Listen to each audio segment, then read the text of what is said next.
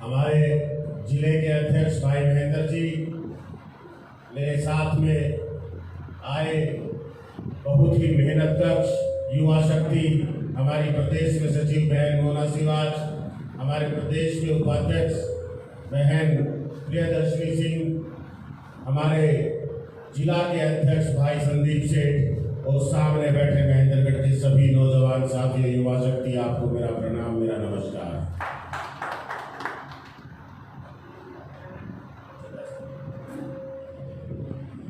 साथियों, आज की इस बैठक का जो मुख्य उद्देश्य है वो उद्देश्य है कि नव नियुक्त पदाधिकारी युवा शक्ति जो आम आदमी पार्टी की है उसको किस तरह से मेहनत करनी है, किस तरह से काम करना है और किस तरह से अपनी 2024 में सरकार बनानी है, इसके लिए आज ये बैठक ऑर्गेनाइज की है। तो पूरे महेंद्रगढ़ के युवा साथी जितने भी यहाँ एकत्रित हुए हैं, हमारे नव नियुक्त पदाधिकारी एकत्रित हुए हैं, सभी को आज इसके बारे में हम बताने का प्रयास करेंगे कि आगे आपकी क्या कार्य प्रणाली रहेगी, किस तरह से आपको गतिविधियां चलानी है और किस तरह से काम करना है। पूरे प्रदेश में हमने जिले जिले जाके ये काम किया अपनी जिम्मेदारी को निभाते हुए। आपको जान के बड़ी खुशी होगी कि आखिरी में मैं अपने गृह जिले में पहुंचा हूँ, लेकिन 21 के 21 जिले के युवा साथियों ने पूरा विश्वास दिलाया है कि 2024 में आम आदमी पार्टी की सरकार बनाने के लिए दिन रात मेहनत करेंगे, जब तक चैन से नहीं सोएंगे, जब तक आखिरी व्यक्ति को जला ना दे। साथियों, आम आदमी पार्टी 75 साल की राजनीति, आज भारत में आजादी के बाद कोई भी राजनीतिक दल, चाहे वो कांग्रेस हो, चाहे बीजेपी हो, चाहे अन्य दल जिन्होंने सरकारें चलाई देश में प्रदेश में, आपको सबको मालूम है किसी भी राजनीतिक दल ने आज तक जनता की समस्याओं के लिए, आज तक जनता के अधिकारों के लिए, आज तक जनता की जरूरतों के लिए काम नहीं किया। सभी पार्टियों ने वोट मांगने के लिए फूट डालने का काम किया, झूठ बोलने का काम किया, और एक बार जब वोट मिल गए, सत्ता में पहुंच गए, तो उसके बाद सत्ता लाभ लिया, अपनों का फायदा किया, खुद का फायदा किया, करीबियों का फायदा किया। आम जनता के लिए किसी ने कभी काम नहीं किया। 75 साल की राजनीति, ऐसी गंदी राजनीति, आंदोलन से निकली हुई पार्टी आम आदमी पार्टी आज छोटे से राजनीतिक सफर में, मात्र 10 साल के राजनीतिक सफर में ये सुनिश्चित करती है, जिसने आज जनता के अधिकारों का सुनना, अधिकारों के लिए काम करना, जनता की समस्याओं का समाधान करना, जनता की मूलभूत सुविधाओं का इंतजाम करना, उसकी जरूरतों पे काम करना। ऐसी पार्टी, अपने कर्तव्य को ईमानदारी से निभाने वाली पार्टी, आज पूरा देश जान रहा है कि गंदी राजनीति को समाप्त करके अरविंद केजरीवाल जी काम की राजनीति का आगाज कर चुके हैं। काम की राजनीति आज देश में शुरू हो चुकी है। आज आम आदमी पार्टी की नीतियों की बदौलत, अरविंद केजरीवाल जी की सोच की बदौलत ये संभव हुआ है कि किसी भी गरीब का बच्चा भी अगर पढ़ना चाहता है, शिक्षा लेना चाहता है, तो उसको शिक्षा मिलनी चाहिए। उसकी आर्थिक मजबूरी उसके रास्ते में नहीं आनी चाहिए, उसकी शिक्षा के रास्ते में नहीं आनी चाहिए। तो अच्छे स्कूल बनाना, गुणवत्तापूर्वक शिक्षा देना, फ्री शिक्षा देना, ये सुनिश्चित किया अरविंद केजरीवाल जी ने। दिल्ली से शुरू करके आज पंजाब में चल रहा है। इसी तरह सुनिश्चित किया कि किसी भी गरीब परिवार के बच्चे को अगर कोई जरूरत पड़ने पर, इलाज की जरूरत पड़ती है, तो उसकी आर्थिक मजबूरी उसके रास्ते में नहीं आनी चाहिए, उसको अच्छा इलाज मिलना चाहिए, ये उसका अधिकार है। अच्छे अस्पताल, डॉक्टरों से इलाज, फ्री में इलाज, ऐसी व्यवस्था को लेके राजनीति में उतरे और सुनिश्चित किया कि हर एक व्यक्ति का इलाज होना चाहिए, किसी आर्थिक मजबूरी से इलाज रुकना नहीं चाहिए। जब एक सरकार बन के आती है किसी प्रदेश में, किसी देश में, तो उसकी जिम्मेदारी होती है कि विषम परिस्थितियों में वो अपनी जनता, अपनी प्रजा के लिए उसके साथ खड़ी हो। अरविंद केजरीवाल जी के नेतृत्व में आज दिल्ली की और भगवंत मान जी के नेतृत्व में पंजाब की सरकार ये काम कर रही है, अपनी जिम्मेदारी अपने कर्तव्य का पालन कर रही है। जब आज के महंगाई के दौर में, मंदी के दौर में अपने लोगों को कोई तकलीफ होती है तो वो उसकी मदद करती है, चाहे वो बिजली देके करे, चाहे वो पानी देके करे, चाहे वो महिला यात्रा मुक्त करे, चाहे वृद्धों को तीर्थ यात्रा कराए। हर वर्ग के लिए तैयार खड़ी है, बेरोजगारों के लिए रोजगार उत्पन्न करा रही है। ऐसी आम आदमी पार्टी आज जिसकी ईमानदारी में कोई संशय नहीं है, जिसकी मेहनत पे और जिसके कर्तव्य पालन करने के तरीके पे कोई संशय नहीं है, कोई सवाल या निशान नहीं है। माननीय अरविंद केजरीवाल जी ने अब मन बना लिया है कि 2024 में अपनी जन्मभूमि में भी, अपने जन्मभूमि के लोगों के लिए, हरियाणा के लिए काम करना है। आज हम हरियाणा में 2024 में सरकार बनाने के लिए लड़ाई लड़ेंगे।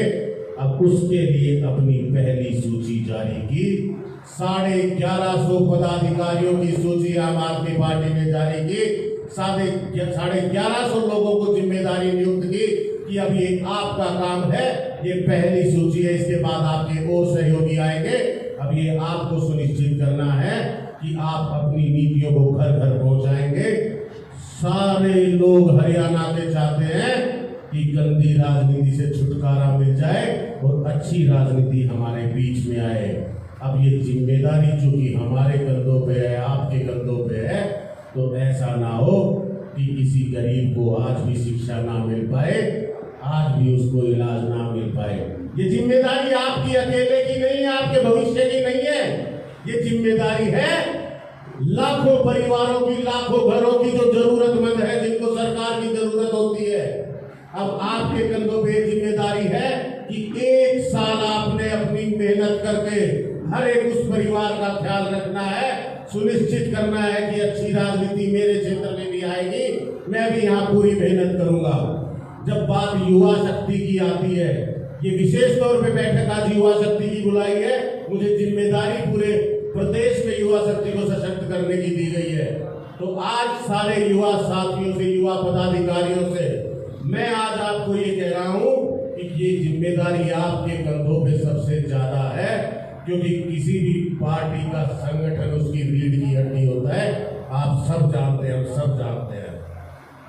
उस रीढ़ की हड्डी के बीच से दौड़ती हुई स्पाइनल कोड, जिसको मेडिकल लैंग्वेज में कहते हैं, उस स्पाइनल कोड की जिम्मेदारी होती है उस शरीर के चलने फिरने, हिलने डुलने की।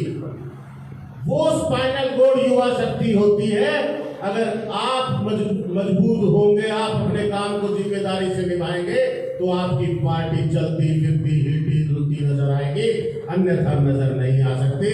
तो आपके कंधों में जिम्मेदारी सबसे ज्यादा जिम्मेदारी रहेगी। इस जिम्मेदारी का निर्वहन करते हुए आपको क्या ध्यान रखना पड़ेगा? जब लाखों परिवारों के भविष्य की बात है, जब लाखों युवाओं के भविष्य की बात है, आने वाली पीढ़ियों के भविष्य की बात है, तो आपको क्या करना होगा? इस युद्ध में जब उतर चुके हैं, तो सबसे पहली जिम्मेदारी आपकी है अपने परिवार को संगठित करने की। अपने परिवार को संगठित करने से मेरा मतलब है कि आंदोलन से लेके आज तक जो इस विचारधारा से जुड़ा है, जिसने आम आदमी पार्टी को चाहा है, जिसने इसका साथ दिया, इस सफर में संघर्ष किया है, आप अपने पूरे जिले में उस हर एक साथी को ढूंढ निकालेंगे, खोज निकालेंगे और वापस अपने परिवार में सम्मिलित करेंगे। हो सकता है कोई साथी आपको नाराज मिलेगा, निराश मिलेगा। कोई नाराजगी कभी दूर नहीं की जा सके, ऐसा नहीं होता, या कोई निराशा आशा में ना बदली जा सके, ऐसा नहीं होता। सिर्फ और सिर्फ प्रयास और संघर्ष की जरूरत है। अगर आप प्रयास करेंगे, भरसक प्रयास करेंगे, तो हर एक व्यक्ति को मना लेंगे, हर एक व्यक्ति के अंदर आशा जगा देंगे। आपको ये काम करना है, आपको घर घर जाना है, अपने उस साथी के घर जाना है और उसको वापस जोड़ना है परिवार में। क्योंकि परिवार अगर संगठित है तो दूसरे लोग आपकी कदर करेंगे। परिवार में अगर टुकड़े होते हैं तो दूसरे लोग आपकी तरफ आकर्षित नहीं हो सकते। तो आपका पहला काम जो है, पहला धर्म जो है, वो ये है कि अपने पूरे परिवार को संगठित करना, उस समय तक के साथियों को जोड़ना जिनकी बदौलत आज ये पार्टी दिल्ली में जिनकी बदौलत आज ये पार्टी, पंजाब में जिनकी बदौलत आज ये पार्टी, गुजरात में 41 लाख वोट लेके राष्ट्रीय पार्टी बनी है और हमको गौरव महसूस करने का अवसर देती है। तो उन सब साथियों को जब आप संगठित कर लेंगे, उसके बाद आपका कर्तव्य बनता है कि आप अपने द्वार खोल दें, आप अपने द्वार खोलें ताकि नए लोग आए। कैसे खोल सकते हैं आप अपने द्वार? जब आप अपनी जिम्मेदारी को निष्पक्षता से, निस्वार्थ भाव से निभाना शुरू करेंगे और जब आप हर एक व्यक्ति को जोड़ते वक्त ये विश्वास दिला पाएंगे कि अगर आप हमारे साथ एक कदम भी चलते हो तो उस एक कदम का उचित सम्मान हमारी पार्टी आपका करती है।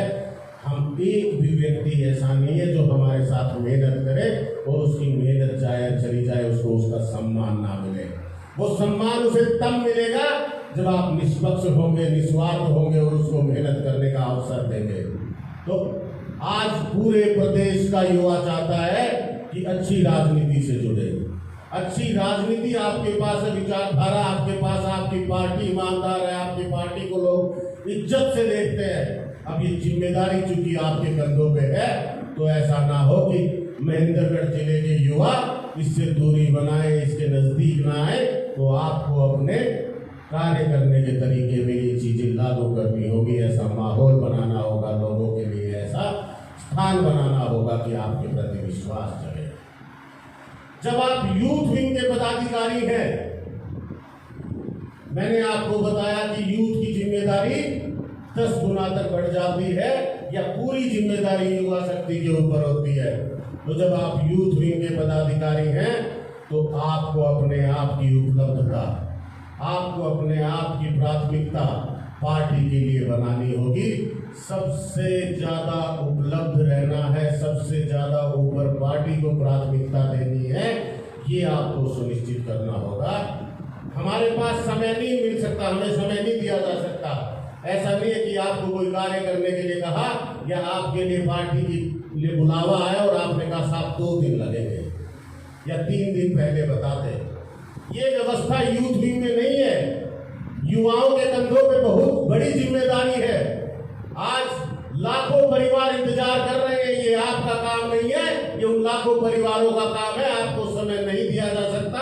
हमारी पार्टी में सब तरह की व्यवस्था है। जो 2 मिनट काम कर सकता है उसके लिए भी स्थान है, जो 2 घंटे काम करता है उसके लिए भी स्थान है, और जो 24 घंटे काम कर सकता है उसके लिए भी स्थान है। लेकिन जब आप यूथ विंग में काम कर रहे हो तो 24 घंटे तत्पर रहना होगा, 24 घंटे तैयार रहना होगा। जिस तरह से फौजी के घर पे जब बैल बजाता है, डाकिया घंटी बजाता है, तो वो सबसे पहले गर्दन बाहर निकाल के पूछता है क्या मेरी चिट्ठी है, मेरा तार है।